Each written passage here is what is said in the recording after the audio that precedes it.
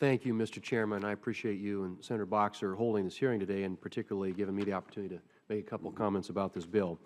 On March 4th, I introduced Senate Bill 655, which is a bill to prohibit the use of funds by the Secretary of the Interior to make a final determination on the listing of the northern long-eared bat under the Endangered Species Act of 1973.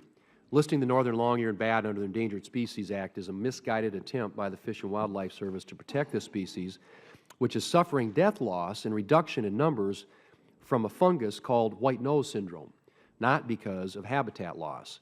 Mr. Chairman, even the Fish and Wildlife Service has acknowledged that, and I quote, "White nose syndrome alone has led to dramatic and rapid population level effects on the northern long-eared bat, and the species likely would not be imperiled were it not for this disease."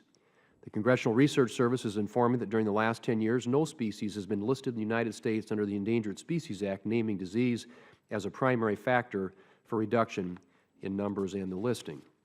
And I point that out that the white nose syndrome has been detected in only 25 of the 39 states included in the northern long-eared bat's range.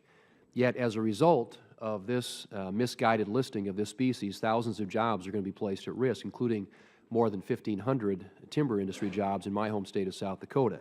My concern is that the Fish and Wildlife Service has insufficient supporting data to warrant listing the northern long-eared bat as a threatened species, particularly given the absence of white nose syndrome in so much of its range. In addition, I believe the Fish and Wildlife Service failed to adequately gather and consider credible information available from state government entities and other non-federal sources before making its decision to list the northern long-eared bat. Mr. Chairman, let me just say what concerns me the most is that with the listing of this northern long-eared bat, once again we have a federal agency that's throwing aside common sense and listening to special interest groups that based on their actions do not have the best interests of the people of this country in mind. Along with the listing the northern long-eared bat, the Fish and Wildlife Service has also published a proposed rule called the 4D rule, which was designed to offer protection to forest management practices that would actually enhance the northern long-eared bat's habitat. It's my understanding that litigation filed by Center for Biological Diversity regarding the 4D rule raises a purely procedural claim, that is that the Fish and Wildlife Service must perform NEPA analysis on the 4D rule prior to finalizing it. It is likely that the Center for Biological Diversity will seek a stay or preliminary injunction request on the interim 4D rule. If an injunction is granted, forestry practices would not be exempt from the take prohibitions of the Endangered Species Act, which would be an uncalled for blow to the timber industry and other industries in the eastern two-thirds of the United States. Mr. Chairman, just to summarize, many of my colleagues and I are deeply disappointed that in listing the northern long-eared bat, the Fish and Wildlife Service has failed to adequately address the real reason even it, I should say, recognizes the decline of the northern long-eared bat, and that's the white nose syndrome, and not a loss of habitat. I believe much more progress could have been made if the Fish and Wildlife Service had taken the funds it's using to list the northern long-eared bat and used those funds for research and other tools to diminish the effects of the white nose syndrome.